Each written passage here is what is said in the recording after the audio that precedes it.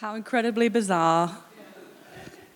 I'm going to touch on that clip in a minute, but it's from a series called Limitless that Chris Hemsworth, the guy in the clip, did. And in that episode, he basically wears this suit to see what it feels like to age or to feel older. For his physique, I'm not sure anyone else walks around with bungee cords and dodgy Crocs. Well, there's plenty of those around. And so I'm going to talk about that in a minute, but the reason for showing that clip is it's from an episode about acceptance where they simulate and stage his aging and death. And it's a really good episode, actually. It's really powerful, and I recommend that anyone who's interested, you might really enjoy watching that. And I'm following on a little bit from Joel and Kev's discussion in recent weeks about apocalypse, because it got me thinking about endings, the ultimate ending being death, really.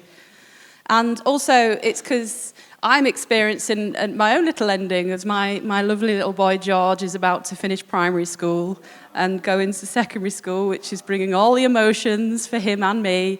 And that sort of made me think about what that's about. And, there's a real sense of nostalgia and sadness that can come with change and endings. And I've been thinking a lot about that.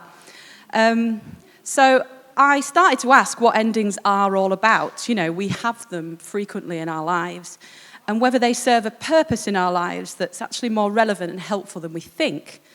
What endings can we have? Like I've just talked about school. You can have the end of a job, the end of a relationship, friendships, moving house, moving city. There's all sorts of different factors and where things end in our life. It's not always about, and some of them can be more painful than others. Some can feel easier than others. Some can feel more excitable. Some can feel really painful. And it's about life evolving in some way or another. And I think as humans, we're never separate to that. You can't stand still. No matter how much sometimes you may want to, your life and your body is going to evolve and age. And endings happen in many different ways, and our attachments to what ending is will depend on how we feel about them. Our ending's actually an end anyway. Or like Joel said about the real meaning of apocalypse being about revealing. Our ending's just a revealing. And is it just change that we feel uncomfortable with? The change of circumstances, the change of feelings, the change of perspective. Our ending's just about change. And do all endings bring with them a beginning? Chris Hemsworth, in his series Limitless, as I said, he set himself the challenge to avoid what he saw was the ultimate ending for his life. And he learned a lot along the way. And the clip is from the episode. It's actually called Acceptance. And it's about artificially fast-forwarding him into later on in life. But it got me thinking about aging. And why don't we worry about aging when it comes to the ages of 0 to 12? We don't think about it as a problem, do we, when our children are aging and they have milestones. They're celebrated. We celebrate their endings and their beginnings. We celebrate that stuff. And at what point does that change? At what point when we become adults does it suddenly become a little bit more fearful and emotional? Yeah, when the hormones kick in, you're right. And and it can somehow suddenly feel like something's a growth to then, in some attitudes, a decline. And I don't think that's the case. And I think our endings are really quite important. And then death is seen as the ultimate ending. But is it? This is what most of us fear. And in Western culture, it's almost a topic that's avoided. We bury death. We don't talk about death. We call it passing away or moving on. We don't even language it as that. We somehow want to avoid the finality of what we believe it is, and we all inevitably will have. And then when we are faced with it for either ourselves or for loved ones, we're really shocked by it and it really affects us. You're seen as morbid if you talk about it. And as someone who's experienced the death of a loved one, I want to talk about it because it's my story. And by not talking about it, or the person that I've lost, it almost makes them to have not existed. We just we don't talk about that. And I think that's hard, and I'm not sure that's helpful.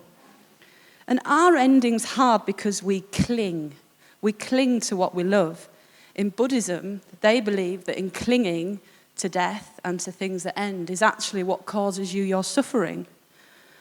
What we are familiar with that makes the experience of ending so hard in some cases is what we find hard to let go of. Our ending's difficult as we don't like uncertainty and have a fear of the unknown. All good things must come to an end, they say. Or in tough situations, this too shall pass. It can be difficult to accept an ending if we are deep in our feelings. Guilt, shame, self-blame can keep us held. Sometimes we want endings. We almost want to fast forward into what's next as the current feeling is too much, and then we try and bypass the change. I quit. That's a deliberate ending. We can have deliberate endings in our lives. And in stories, when you think about storybooks, a good ending leaves the audience at its most engaged. The cliffhanger. We want to know what's going to happen next. Do limitations come from us? And are we limitless? Do you tend to catastrophize when it comes to change? Oh, I know my husband does. I'm married to a guy who catastrophizes. And he almost wants change, but then the fear of that change almost makes you can think the worst. It's the worst is going to happen. Can the wreckage of an ending make you or even force you to look at things differently? Is change the fertile ground for a different future? Can we be deliberate in what we participate with and in what we want to replace? I wonder if endings facilitate change, even if we don't want them to, and they are more about beginnings. Do endings force you to take a really honest look at yourself, your life, and your choices? So, with that, I'd like to open a discussion. What time are we on? I'd say we'll give it just under 10 minutes. And I'd like you to discuss what endings or changes you've gone through that you felt were important and why. And then I'll come back to next. Oh, I think that's a lovely clip. And I think it's important to point out that Chris Hemsworth is obviously doing this as a man in his 30s looking forward. And I think it's really nice that in the episode they have people who actually experience older age communicating what they've learned. And it is a bit awkward, him looking like RoboCop doing Tai Chi, but you just got to roll with it. I like it when the doctor says that's when humans really shine, when we come up against a limit. And Joel just said something really interesting on our table that really connects with what I want to say next. And he was saying sometimes when you can look back at things and the things you want to cling to, it's because that had an impact on you. And because of the impact and what that was within it, should that then impact everything? Or was that just for then? And at the start of the experiment, Chris Hemsworth is fighting the change. But slowly, as he starts to embrace the changes and the thoughts in his head, he opens up to hearing other stories. Like up until that point, he's been really going, no, I'll be all right, I can still manage, and he just struggles. And in the end, he has to accept that his body is different. And he starts to realize there is something quite beautiful and enriching in embracing change. And like Gary said in the clip, you expand yourself. But what is it that can stop us doing that? I think is it nostalgia. I think we can get quite nostalgic. We look back at the job, the person, the relationship, the experience, whatever that is, and we feel something about that. And that can make us fight the change. We don't want to let go always. We don't want the change. We don't want to face what it's making us feel or it's what we're having to kind of look at. We feel we somehow have to stay loyal to something or to a story or to a past. Don't cry because it's over, smile because it happened. Does that feel insensitive? Or is there actually a great truth in that? And grief isn't separate to this. But I do want to be a little bit more sensitive to that as it does hold a slightly different weight. But it is still a holding on. We pay a price for love. But is it better to love and lose, to have not loved at all? Is there power in that imprint? When we store memories of the past, we store the emotion that we felt. It might not actually be reflective of what actually happened, but we remember how we felt. Our memories will have some truth in them, and there will also be detail that is probably false, and also interpretations that are neither true or false. It's all based on perspective and how we look at the world, on how we looked at the world then, and how we look at the world now. Can memories, therefore, and the emotions be altered when we look back with a different lens? We've already discussed how we can do that with regrets. Is that true of all memories? Can we have wounds without pain? As when we mature and grow with change, we gain a wisdom and a comfort that can help reconcile. Can we completely alter a past event or memory this way? Take an argument, for example, that you can have with your partner. At the time, you can recollect everything that has been said that has hurt you. But after a couple of days or a week, when the dust has settled and things have moved on, sometimes you can't even remember what it was you were arguing about. Your view can be massively dependent on whether you're feeling in a positive mindset or not. And you can look back and think, I don't even know what that was about. And you've reframed something that happened already. I listened to a podcast this week with a guy called Dr. Sharan Ranganath, who has studied memories for the past 25 years. And he says that the brain's mechanism we use for remembering is different to the brain mechanism used for feelings. And he believes our brain is meant to forget. It's not meant to hold on to all our memories, and it doesn't store everything we've ever experienced, and it doesn't even store them comprehensively. I thought that was fascinating. And it's an unreliable narrator of our memories. You can't actually rely on it to be truth. He believes because of this, we can use it to our advantage, as memories can be revised and updated as we evolve and are able to reframe them. He says the brain's job is not to live in the past, but to extract the information it needs to guide our futures. I thought that was just brilliant when I heard that. This is where connection can become important, and these discussions we have. We can store memories of shame and regret and things that have pained us or things that we hold on to, but when we reshare them in conversation, we have to give them a context and a narrative. So that thing that you're looking back at, that you're clinging to, if you verbalize it, the memory becomes framed by something. You give it a language. And rather than it be held hostage by an emotion, sharing it gives an opportunity of a new point of view and a new perspective.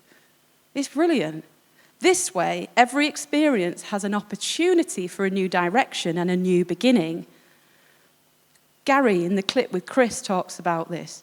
He reimagined his life by embracing a new direction in his ever-evolving story.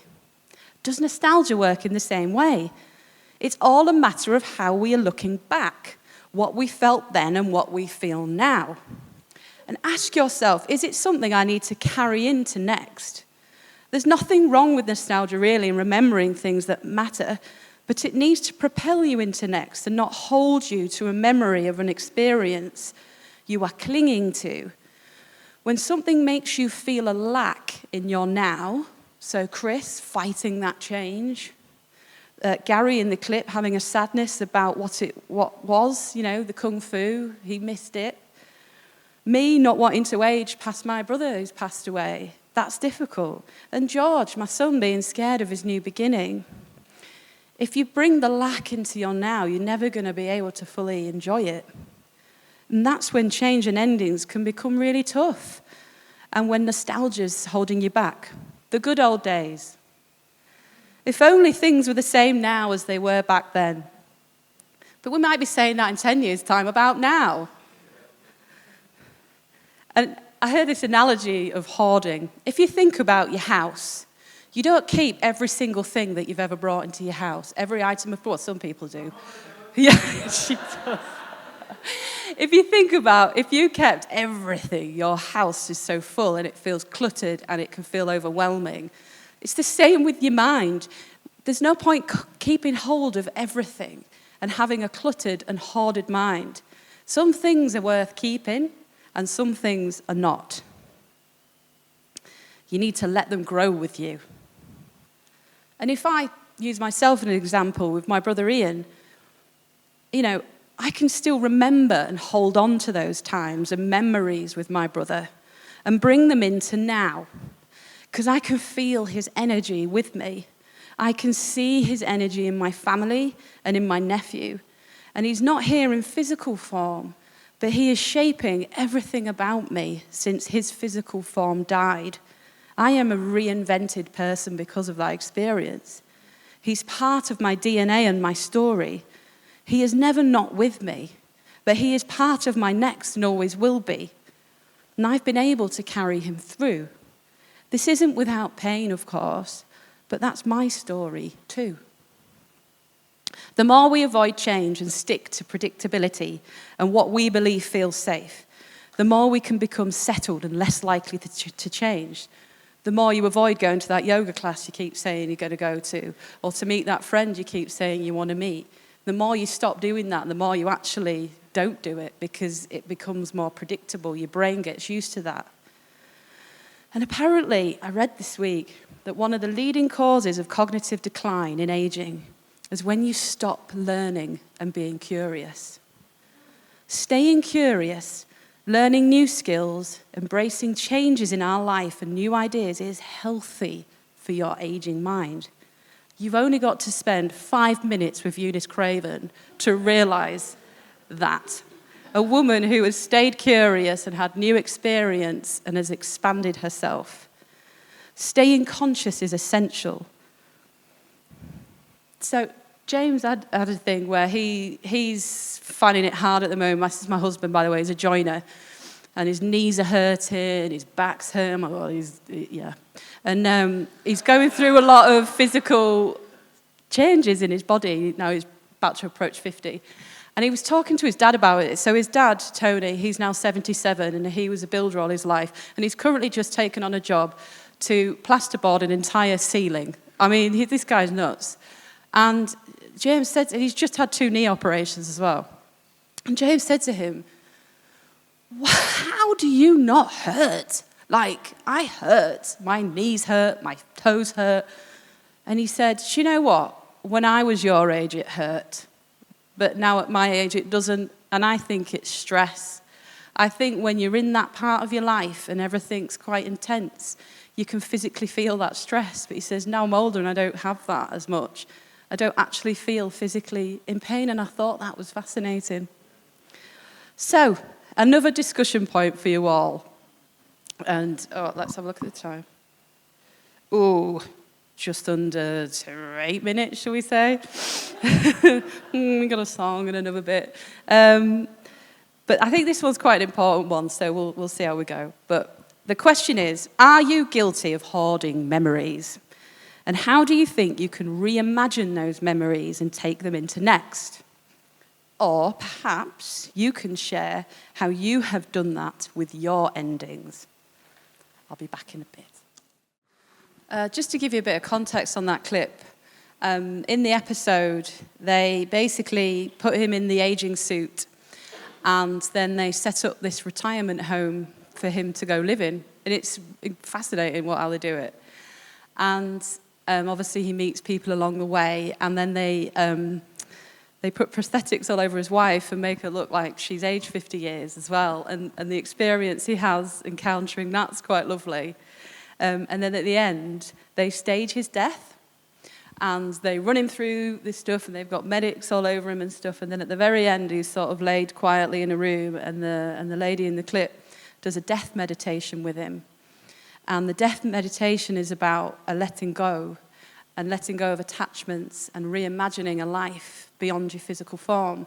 And it's actually quite powerful. It's a funny episode in a lot of ways, but it's also got a lot of really good meaning and intent to it. So I just wanted to say that to give that a little bit of context, and that's what happens to him at the end. And in that, he realizes that actually Instead of living regretfully and thinking I have to live every day like in a way that kind of gives it always meaning, or like put that pressure on himself, or think, oh, I've worked too hard in my life, I didn't see my kids enough, I didn't do this enough. He's decided that, do you know what, things could be different sometimes, but everything matters. It's all part of the story. And just to bring you to my conclusion, I wanted to share something that musician Nick Cave said. And I don't know if you remember when Rob Hornby came up, he spoke about suffering. And he talked about Nick Cave. Now, Nick Cave's somebody who lost very tragically 2 children. And he set up this website called the Red Hand Diaries, where people can write and ask him questions. And a lot of people tend to write to talk to him about grief. And it's really quite an interesting, powerful thing. And he admits, I've got no monopoly on this. I've got no expertise in this area, but people are really drawn to his wisdom and advice from his experiences. And he said this in one of his letters in reply to somebody, and it was this: "It can sometimes feel like we spend much of our lives putting ourselves back together. Bad things happen, we are smashed apart, we rebuild ourselves, we are changed, we move onwards. More often than not, though, we find ourselves improved. We grow, we get stronger, deeper. This is your moment to do just that, to reconfigure yourself into something more resistant, more powerful, less easily broken. Don't waste this precious opportunity lying around torturing yourself, pointlessly replaying the past, thinking about how things should have been. It may feel like the end of the world right now, but it is not. It may feel like the world is cruel and unkind, but it is not. Get up, get strong." The world can feel like a cruel place sometimes. And one of the people that wrote into him said, or several people say, but when I'm pained and when I'm hurting, it's like the world is almost a cruel reminder that things keep moving. It's like the sun still rises, the flowers still bloom, but I feel so empty and anguished. It's really sad. And actually the world can feel cruel when it doesn't acknowledge your pain. But that's actually what's so beautiful about nature and the world around us, is that it shows us how to rebuild, how to still grow, still shine, still mature, to age with wisdom like an old oak tree, to resurrect every morning with a new day, a fresh start, to end the day with a colourful sky and a bright moon lighting the dark. It's not cruel, it's rearranging itself towards meaning, reimagining itself all the time, showing us how to be strong and how to rebuild. There are seasons and cycles in everything that is living. Nothing is in a fixed format and is always evolving and changing. It's a state of mind, and resistance to that process will be what holds you back. Clinging on to things that no longer serve you. There's a time for pause, there's a time for grief, and there's a time for growth. I can have maximum impact, optimum impact, embracing the endings and the beginnings of life. The cycle of change. Every ending comes with a beginning. In Jewish culture, the day starts in the evenings.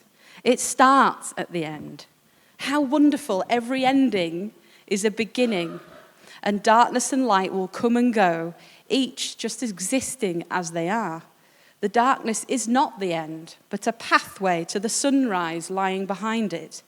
The end of me is not the enemy. It's where mercy gets the better part of me. It's an opportunity to start something new. And I don't know where I read this quote, so I've got no context for it, but I thought it was great. Just as a strong beginning sets the tone to a story, a memorable ending leaves an imprint. The same creative power of nature that exists in the life cycle is what is within us. The same power in the sunrise is within our sunset. Chris Hemsworth learned a different way of things. He began with feeling frustrated and fought against the change. And the whole series is about him finding solution to life changes. Then, as the episode unfolds, he starts to embrace the changes and looks back regretfully, wishing he had done things differently, worked too much, away too much, focused on the wrong things. And we can do this if we're not careful. We put pressure on ourselves that every day has to have maximum impact, and we have to make things count, be more positive. And sure, like we can make some tweaks, but it's just unrealistic to say that we can be positive all of the time. It's not helpful. I believe you can find joy in your anger and you can find healing in your painful times. If anything, the harder times are what teach us the most, and we learn from our failures. So don't lie around torturing yourself. The revelation Chris came to at the end is the gold for me. After his death meditation, acceptance of the end, letting go of attachments, and reimagining the life afterwards. In the episode, they stage his death. Sorry, I've said that. And what he realizes at the end is the whole story was important. And he says it's beautifully, it all matters. He realized in his death that the whole story mattered and that it wasn't about putting that pressure on himself and that he can reframe it and make it all count. Your endings and changes are part of a cycle, moving forward and evolving with momentum. Endings speak of death of something, but without it, one cannot have resurrection. If you're going through an ending right now, what's it revealing? What's it revealing to you? Trust that a new beginning is coming, and you have an opportunity to reimagine yourself, to reframe your memories and your experience, and reinvent your new now. Taking through with you that which can teach you, and keep your mind open to new learning. Have a little bit of a head clearance. Keep the things that count and let some stuff go that maybe you don't need anymore. Stay curious. Take a pause. Don't get too busy that you don't appreciate what's feeding into you and how that's influencing your mind and your memories. But take time to evaluate what new memories you are making and what you may want to carry through with you in your next ending. And I'm just going to finish with a poem from a book called Prescription for the Disillusioned by Rebecca Del Rio. Chris shared this with me. I think we've got a thing of it on there, yeah. Come to this new day, remove the rigid overcoat of experience, the notion of knowing, the beliefs that cloud your vision. Leave behind the stories of your life. Spit out the sour taste of unmet expectation. Let the stale scent of what-ifs waft back into the swamp of your useless fears. Arrive curious, with the armor of certainty, the plans and the planned results of the life you imagined. Live the life that chooses you, new every breath, every blink of your astonished eyes. Arrive curious. Let go of unmet expectations. Life doesn't need to be predictable. To feel alive, you need change and growth. Embrace your endings and let them expand you. What are you clinging to? Is it time to reimagine into a new beginning? Because remember, life is precious, and it's a privilege to be able to age and grow and mature and learn. It's a gift. I hope you enjoyed this morning. Thank you for participating.